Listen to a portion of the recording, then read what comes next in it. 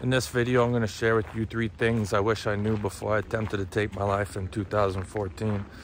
Number 1, almost 10 years later, my opinion and outlook on depression has completely changed. You know, I used to see being in this depressed state as a bad thing. I mean, nobody wants to be there, but I seen it as if something was wrong, when in actuality, my body was telling me, my soul, heart, or mind, whatever, was telling me, look, there's changes or there's healing that needs to take place.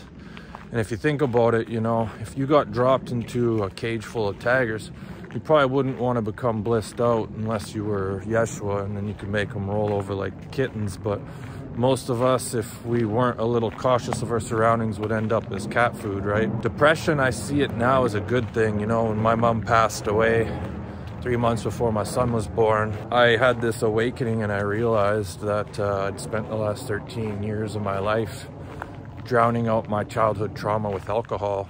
And you know, it was probably a good thing that I didn't become blissed out from it, because I don't know how many changes I would have made. You know, after 13 months, I figured it wasn't possible to make any changes, and so I attempted to take my life, and that's when Archangel Michael appeared. Number 1, if you've been depressed for a long time, stop seeing depression as a bad thing. It's telling you that you need to make changes, whether it's your job, your relationship, your view on yourself, your trauma that you're carrying around from your childhood. Just pop candies that are going to make you comfortable with what's already making you depressed. You know, you're just masking things, right? Second thing I wish I knew, if you've been depressed for a long time, you got to identify the lies you're telling yourself. You know, for me, 13 months after my mom passed away, I was still so broken that I told myself all these lies. I was like, you know, if I had left this place, my son would be better off because he wouldn't have this fucked up role model in his life. And I told myself I was never going to be able to heal and be happy again. Told myself all these lies that made healing really hard, right? Identify the lies you're telling yourself, and if you feel trapped with no way out, just know that there's always a way out. You know, I woke up and my wife was 6 months pregnant. I woke up and I realized that I was 20 years deep into a 9-to-5 job that was killing my soul. But I realized that my marriage was no longer healthy. You know, I woke up and realized that I'd been an alcoholic for the last 13 years because I couldn't handle the pain that was in my heart. And I was like, fuck, right? So 13 months later, I just decided to try to start my car. And if I could go back and talk to myself right then, I would say, hey man, you know, you're believing some lies that are making healing impossible. So there's always a way out.